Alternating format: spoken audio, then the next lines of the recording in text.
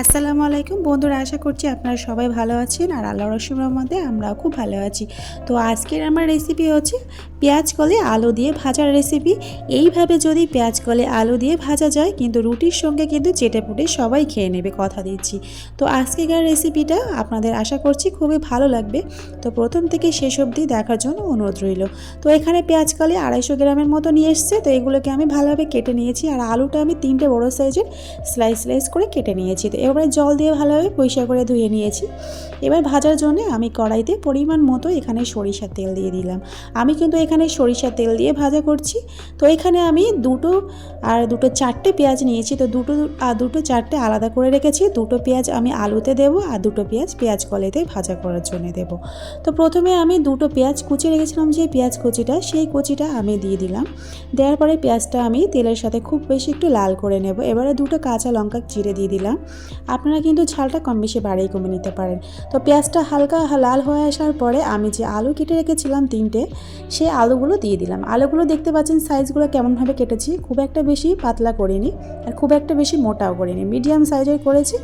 এবারে আমি পেঁয়াজের সঙ্গে খুব ভালোভাবে নেড়ে নেব। এই মুহূর্তে কিন্তু আমি কোনো মশলা অ্যাড করব না, তবে আমি ঢাকনা চাপা দিয়ে আমি আলুটাকে একটু 5 মিনিটের জন্য রেখে দেবো। যে আলু থেকে যে এক্সট্রা জল বেরোবে সেই জলটা অটোমেটিক দেখতে পাচ্ছেন জল অনেকটাই বেরিয়ে গেছে। এই জলটাকে আমি ভালোভাবে শুকিয়ে নেব।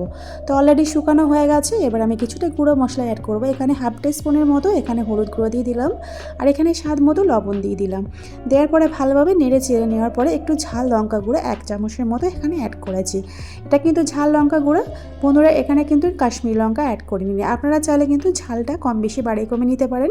তো এখানে সব মশলা দেওয়ার পরে ভালোভাবে নেড়ে চেড়ে নেওয়ার পরে আমি এবারে সিদ্ধ করার জন্য আলুটাকে ঢাকনা চাপা দিয়ে আমি একদম স্লোতে আঁচে রেখে দেব। দেওয়ার পরে আলুটাকে ভেজে নেব। এই পর্যায়ক্রমে যদি গ্যাসের ফ্লেমটা যদি হাই স্পিডে রাখা হয় কিন্তু আলুগুলো সিদ্ধ হবে না, উপর থেকে কিন্তু একদম পুড়ে যাওয়ার সম্ভাবনা থাকবে। সেই জন্য আমি স্লোতে ভেজে নিয়েছি। দেখতে পাচ্ছেন আমার আলুগুলো অলরেডি ভাজা হয়ে গেছে। এবারে দুই সাইডে আমি আলুগুলো সাইড করে দিয়ে যে এক্সট্রা যে তেল রয়েছে সেই তেলটা কিন্তু ঝরে যাবে মাঝখানেতে। তো দেখতে পাচ্ছেন এইভাবে আমি আলুগুলো এবারে সব তুলে নেব। তো আমার ভিডিও যে যেখানে পারছেন দেখছেন দেশ বা বিদেশে বাইরে, তাদেরকে অসংখ্য ধন্যবাদ আমার এই আজকের রেসিপিটা দেখার জন্য। এখানে আরও কিছুটা পরিমাণ সরিষার তেল দিয়ে দিয়েছি। দেওয়ার পরে এবারে যে দুটো পেঁয়াজ আমি বাকিটা ছিল সেই দুটো পেঁয়াজটা আমি দিয়ে দিয়েছি। দেওয়ার পরে এবারে পেঁয়াজটাকে একটু লাল করে নেব। তো এখানে লাল অলরেডি হয়ে গেছে। এবার আমি যে পেঁয়াজ কলিটা কেটে রেখেছিলাম সেই পেঁয়াজ কেটে দিয়ে দিলাম। অনেকে কী করে কিন্তু আলু আর পেঁয়াজ করে একসাথেই ভাজা করে, তবে আমি আমার মতো রেসিপিটা বানালাম। তো এই রেসিপিটা কেমন হয়েছে কিন্তু বন্ধুরা কমেন্টে জানাবেন কেমন লাগলো আজকের এই রেসিপিটা। তো এবারে পেঁয়াজ কালিটা খুব ভালোভাবে ফ্রাই করার জন্য আমি এখানে স্বাদ মতো লবণ আর এখানে একটু হলুদ গুঁড়া দিয়ে দিলাম।